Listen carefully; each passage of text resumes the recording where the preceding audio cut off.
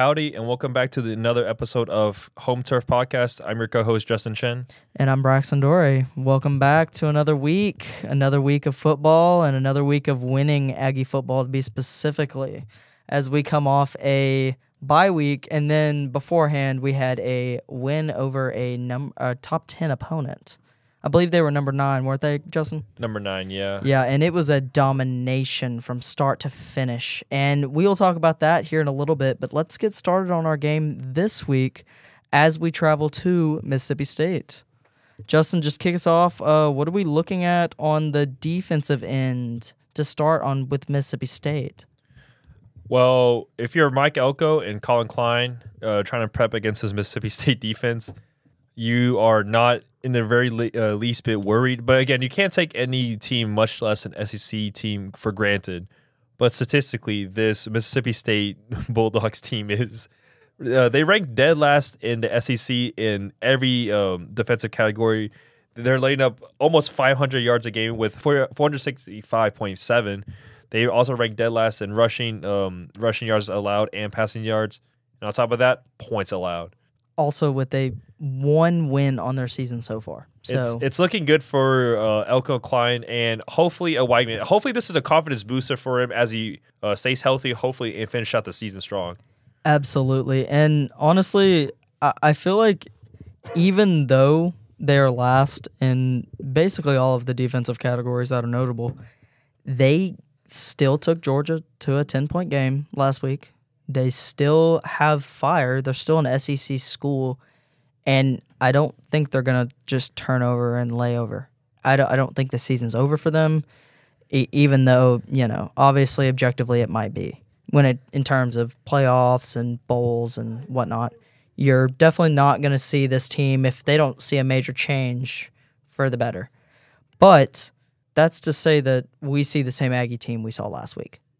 Because as you know as well as I do, there's different aspects to this team that you can see. I feel like it always varies from week to week. Just last week, before Connor Weigman started back again, everyone was like, oh, Marcel Reed should finish out the season. And as soon as Weigman comes back, everyone's like, oh, no, let Weigman return. So it's, as an Aggie fan base, we are very, let's say, bandwagon-ish when it comes to the players. And hopefully, I just hope that we finished out the season consistently, because I think in these past couple of years under Jimbo, we haven't seen that level of consistency throughout the season, and so hopefully this Mississippi State, we do not underestimate them, as we are again 2-3 against them on the road. So exactly, and as you bring up consistency, the last time I know of consistency and I experienced it was Kellen Mond days. I mean that was the last time, and that was pre-COVID days. Going on 5-6 years ago, yeah, exactly. If not more, I'm not entirely sure what year his would have ended. I think 2020 or 2020. Yeah. Yeah. So yeah, almost 5 years, and that's saying something else. Because as you know, the quarterback roller coaster has just continued and continued and continued. And on like you said with Weigman and his return, and he had a great game. Finished with almost 300 yards, 18 or 22. Didn't get a touchdown, but you can attribute that to how well our run game is lately. He also did exactly what he was supposed to do. Just get the ball downfield and just feed our backline touchdowns. Exactly. It was a perfect scheme that they ran, and they executed on all fronts. I mean, holding number 9 to 10 points is a feat in itself, but then scoring 41 on them when you just came off of a close game against a ranked Arkansas team, it's impressive. It's very impressive to see how their progression has came, especially with Le'Veon Moss. I mean, he had 3 touchdowns, 138 yards. Probably could have had some more if it wasn't such a, one-sided event, because, they've got to get they got to get Daniels some touches, and he had a great game too. I mean, he was definitely not just a bench warmer in this game. I mean, he had the bounce out that I think he got like 25 yards on that. Like it was a third and like 12, and then he just brings us back to life. No, exactly. Just revives the drive just with one simple run. And you've also got Le'Veon Moss's 75-yard Off Just rip. Just Oh my yeah, goodness. and I was in the stands right behind the A&M end zone while he did this. I was first deck. It was unreal. First time I've ever really gotten that good of seats. And, you know, it's kind of funny. What a great first experience. I know. It really was. He came and gave me my birthday touchdown, so it was great. I love that. But looking at how our defense is going to play, I really think it's going to be lights out for the rushing game, or our rushing defense, excuse me. But we have some trouble to worry about for the Mississippi State offense in the passing game. They lost Blake Shapen due to injury. He was, the overall pick, the quarterback with experience. And with his absence, you have now Van Buren, who is not playing bad by any means, but when you're 1-5, you're not playing for the stats. You're playing to win football games. And now, mind you, they've had a rough schedule. Already playing Georgia and Texas is really, really rough for your first 6 games. Especially as a true freshman quarterback. Though I don't think those are your first couple of games you're expected. No. His first 3 games was the continuation of the Florida game, which Shapen fell in. And, that ended 45-28. And then you have the Texas loss, 35-13. And you can argue Texas could have put more points up if the Mississippi State defense didn't finally, pull it together a little bit towards the end of that ball game. But then you had a 31-41 loss against Georgia at Georgia. That's no joke. I mean, he had 20 for 37, 300 yards, 3 touchdowns. His only game with touchdowns that he started in. Only game. And only 1 interception. I feel like if on a good Georgia defense, and I say this obviously in kind of retrospect, because we say good Georgia defense, and it's not the same as the defense we used to reference. What's it called? I think I was about to add in this. I don't know if it speaks more to how not fallen off, but how shaky this new Georgia team is, or is it possible that Mississippi State finally found something that clicks? It's maybe we don't know what happened, but 31-41 against on paper a top 5 team, top 10. I guess the rankings are up in the air right now. Top 5, top 10. I mean, they were top 5 at the moment, so it's perfectly right to say that. But exactly what you mean, Justin. It is still impressive no matter how away you slice it or talk about it. I mean, it's still impressive for this Mississippi State Bulldogs team that, hasn't really had too much life in them lately. So you've got to think they are going into this with high expectations of trying to upset us. I mean, that is their overall goal right now, is to get another win, because I'm pretty sure they only have 1 win, and it's not against someone good. It's not. It's against Eastern Kentucky University. Exactly. So if they want to still cement themselves as, an SEC team that it's not just a cakewalk, they've got to do something. And it's got to be through the air if they want to get it done on the Aggies, which, as you know, the Aggies secondary has looked phenomenal lately. Will Lee is, oh my goodness, bro. The whole lineup is just fantastic. I mean, you've got 7 takeaways already as interceptions, just interceptions.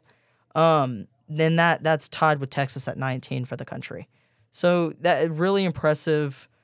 You've got the D-line stepping up in recent games. I mean, it's all clicking for Elko's defense that he knew was going to, keep working and keep getting better. I mean, they had 6 sacks alone against Missouri. Which is crazy. It's a top 10 team. Especially at how over the week it seemed like their offensive line, quote unquote, got better. I mean, the more and more they talked about it, it seemed like they were just getting better. And I'm like, oh, I guess they're magically improving. No, but it's weird, because if you would have told me this right after the Notre Dame game, I probably would have looked at you and laughed that we would have 6 sacks against Missouri and hold them to 10 points. It's honestly the complete transformation really does it for me. And I think it's more so of maybe not transformation, but the players, especially like transfers like Nick Skirton, finally getting adjusted to A&M culture. It's just everything A&M. The culture, the coaching, the new coaching staff for sure. It was I think that first game, in my opinion, is an anomaly. Like Elko said about Weigman, it was just getting. It was like a get to know each other, in my opinion. Which against Notre Dame is that's a very tough first task. But again, it was a 10-point game, and of course, I feel like if we played them now, we definitely beat them.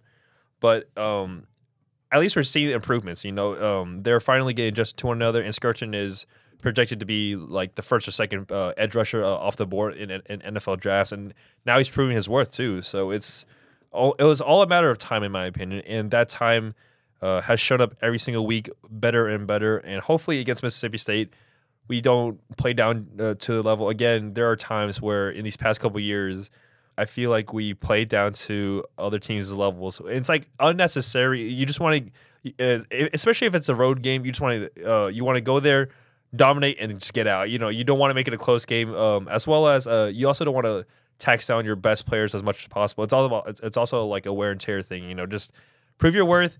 Maybe by the third quarter, fourth quarter, get your starters out.